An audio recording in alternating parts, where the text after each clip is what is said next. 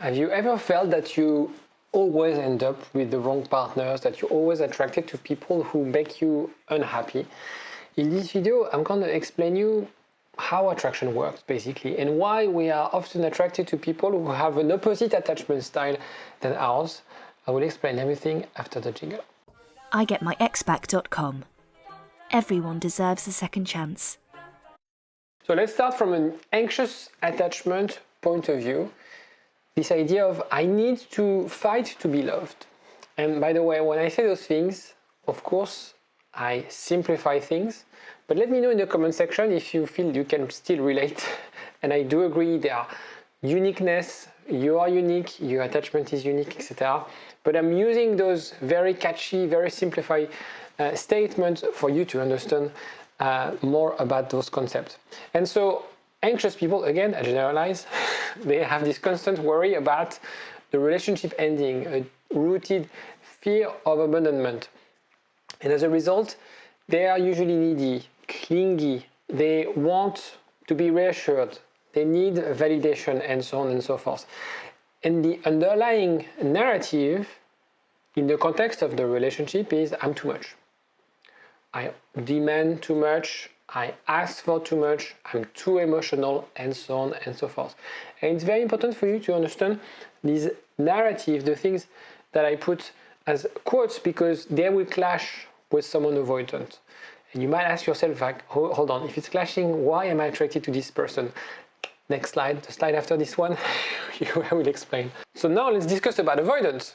Avoidant, they have to distance myself. Relationship is too scary. I don't feel comfortable if I'm too close to someone. I need myself, I need my time alone. So fear of intimacy, feeling suffocating very easily, difficulty in trusting people, in getting close to others, difficulty with intimacy, with vulnerability. And the narrative here is, I'm not enough. I'm not enough in the context of, I can't give you what you want. And very often people break up, avoidant break up telling their partners, I can't give you what you want. I can't make you happy. It seems that all your demands and what you want from me, I can't give it to you. And the reason they can't give it to you is because they've never been taught how to do it, because it's abnormal for them to be emotional, to disclose their feelings, to be intimate, and so on and so forth. So you're wondering, okay, hold on. You just explained two very different people, opposite in a sense. Why would they be attracted to each other? In a way, you have the plus, the anxious people, the minus, the avoidant. Why are they attracted to each other? And in a way, as polar opposites, they attract each other, the yin and the yang. And the reason they are attracted to each other is that we, each other, reinforce these narratives. Let me explain. Both attachment styles will subconsciously, unconsciously, seek out relationships that will reinforce our belief system. And our belief system about the relationships are the ones that I described before. So, in a way, anxious people will tend to be attracted to people who would reflect the idea that they need to be needy. They need to fight, right? And so if they date someone avoidant, yes, they'll have to fight. They'll have to fight for attention, they'll have to fight for validation. They will have this fear of abandonment because they wouldn't know what they want, if they're about to leave, if they need that space, and so on and so forth. For avoidant, it's exactly the same thing. Relationships are scary. Commitment is scary.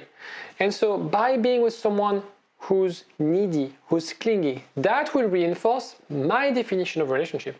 And in those cases, in those cases, the definition of the relationship is based on insecurities. It's not a secure way of looking at relationships. And that's what I want you to deconstruct today, is understand that your ways of looking at relationship, their ways of looking at relationship is not the right way for you to build a secure bond with someone. And so it's the idea of what we call in psychology maladaptive schemas. So it's basically, I've been experiencing this when I was a child, that was my relationship with my parents, and that's the way it is. Regardless of whether that was good for me, good in the context of building intimacy with someone, that's how I see, that's my definition, my own definition of relationship. And so your subconscious, will be prone to activate and use those subconscious schemas and forget that they are maladaptive. It's familiar, so I'm going to use it because I've always done things like this. And so those mechanisms are unconscious. And the whole point of this video, the whole point of my work is for you to be more aware of those things, to, in a way, use your conscious part of your brain, your rational part of the brain, and understand that, hold on, the way you're making decisions right now, the way you behave in the context of a relationship is a maladaptive response to something that happened when you were younger. So let's make the relationship work. Step number one is view the relationship as a healing, as a journey. The relationship is an opportunity for you to grow rather than being a source of frustration. Yes, it's difficult to be in a relationship, but it's difficult to be in any relationship. And if it's difficult, if it's painful, that actually means that there's something you need to work on. That's something that, in a way, highlights some insecurities. You have to accept that your partner is different, that your partner will always be different. And the idea is, okay, rather than focusing on I need to change my partner, understand like what are his or her limitations, what are my limitations, and let's work around that. Let's become a team and let's work this out together. The step number two is about pragmatic empathy, understanding your partner. You need to understand your partner's triggers. You need to understand your triggers. They need to understand your triggers. They need to understand your attachment. And this is why it's so important to understand attachment theory, because once you understand this, and that's probably the most common feedback that I hear from my clients, like, I wish I knew that before because it makes so much sense and now I'm able to communicate more effectively, I'm able to understand my partner. And in that sense, when you do that, you can align. You can speak the same language. So for instance, not a lack of affection, but when you see your partner deactivating, it's not perceived as rejection anymore. You just know they deactivated because in a way that's how they protect themselves from stress or a potential threat. And so rather than feeling he's attacking me, he's not respecting me, you can be more subtle with your reaction, with how you read the situation, and engage in a more strategic way. Another very important element in relationship is to be proactive, is to drive change. Very often people wake up after 10 years of relationship telling me like, I was too complacent, I took her for granted, I took him for granted, I haven't done anything. So now is your time to proactively address your partner's needs, expectations. So for example, if you're an anxious, attached and dating someone avoidant, understand and accept that your partner might need some space. And by understanding their limitations, their triggers, their attachments, you become fluent in love. And I do believe that love is a language and it needs to be taught. And the problem is that we tend to use the language that we learned as a child in the context of our family. When you start a relationship with someone, you create a new family with two very fundamentally different backgrounds. And so what you have to create is a new language where you both know how to speak to each other, understand your limitation. And then you have acceptance and compromise. The idea is to find the middle ground. Your partner has an insecure attachment style. You have an insecure attachment style. It doesn't really matter. There's always a place in the middle where you can express yourself, when you can build intimacy, when you can basically be happy together. The whole point is working out ways for both of you to become more secure, right? And in a way, I do believe that no one is really entirely secure.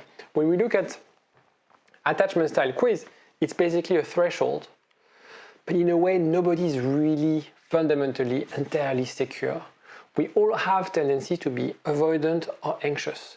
And so it's finding and understanding those elements where you can collaborate together as a team and develop a place, a framework, a zone where you together are happy. Now, if you're dating someone who has insecure attachment style, whether they are avoidant or anxious, but you feel that they have what is called a fixed mindset, and they feel, I can't change, there's no way I would change, that's the way it is, that's the way I am, and you have to accept me for who I am, I'm not willing to make any effort, any changes, then my friend, perhaps it's time for you to stop trying to get back with them, to stop trying to build a relationship with them.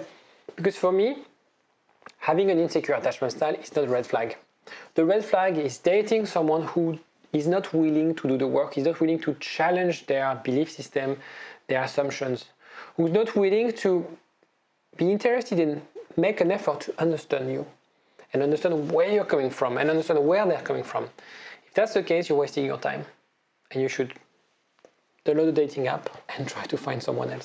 And then it's obviously about communication. When I say communication, it's about being smart and not emotional. The reason people get into fights or feel like we always fight and there's no outcome is because they are not smart. When I say smart, they don't use their rational part of the brain. They unconsciously use their primitive part, there's a threat, my partner is a threat, I need to fight, I need to defend myself. Effective communication is all about proactivity. It's understanding your limitation, their limitation, understanding how you can discuss together as a team, again, your team, your partners, and validate your partner's feelings, being there for them, non-judgmental. It's about understanding your partner's need, understanding your needs, and be proactive. It's all about proactivity. Rather than waiting for things to deteriorate, it's about very early on addressing things, not being confrontational, not being judgmental, and be strategic. I found out that a lot of people are great at work when it comes to being proactive, structured, but when it comes to relationships, for some instance, people don't do it. They don't do the work, they don't plan the time, they have bad time management, they make a lot of assumptions, they don't analyze things, they don't spend a bit of time being strategic, and that's what it is. If you want to be successful in your relationship, it's also about being a little bit more strategic. And so this is how attraction works, this is how you can solidify your relationship with your partner. I'll see you next time. Bye-bye.